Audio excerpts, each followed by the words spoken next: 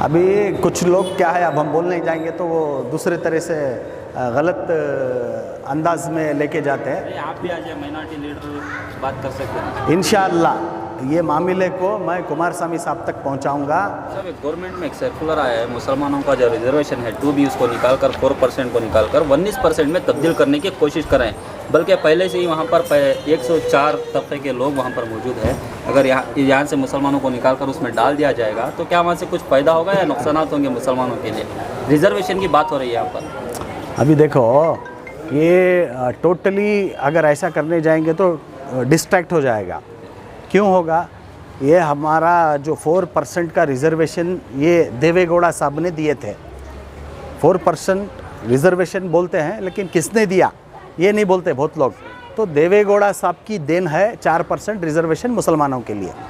तो ये एक तरफ रिज़र्व थी कि 4% में जो भी बच्चा पढ़ेगा लिखेगा, चाहे उसको MBBS पढ़ना हो या इंजीनियरिंग सीट के लिए हो या फिर कोई भी प्रोफेशन, चाहे CA को जाओ या फिर कोई भी एतबार से, चाहे उसको IAS IPS IRS IFS चाहे कौन से भी एतबार से कोई भी UPSC उसको क्रैक करना हो या फिर KPSC क्रैक करना हो, चाहे कौन से भी गवर्नमेंट डिपार्टमेंट के अंदर उसको एक रिज़र्वेशन दिया जाता था, पढ़ाई लिखाई के साथ ड्यूटी का भी, पोस्टिंग्स का भी।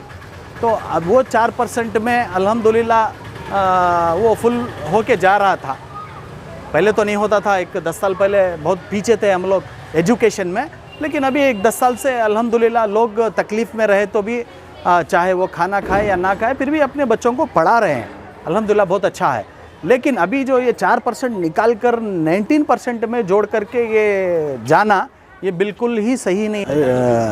बीजेपी के लोगों का मंसूबा है कि कहीं से भी चाहे कुछ भी हो जाए मुसलमानों को किसी भी तरह का फ़ायदा हुकूमत से नहीं पहुंचना है, मुसलमानों को तकलीफ़ देना है, मुसलमानों को कौन से जिस तरह से भी वो हो सके वो सप्रेस कर सके, हमको दबा सके।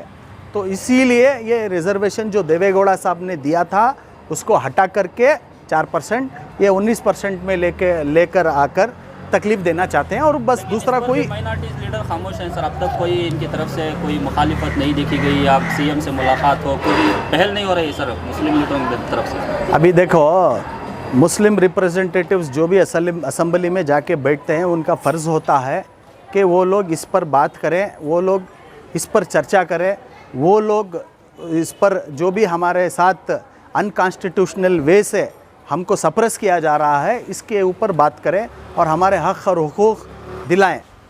अगर पर्सनली किसी पर इल्ज़ाम लगता है तो फ़ौरन प्रेस मीट की जाती है, फ़ौरन उस पर पहल होती है, लेकिन यहाँ पर कम्युनिटी का मसला है, रिज़र्वेशन को चेंज करने का मामला है, अभी खामोश है लीडर।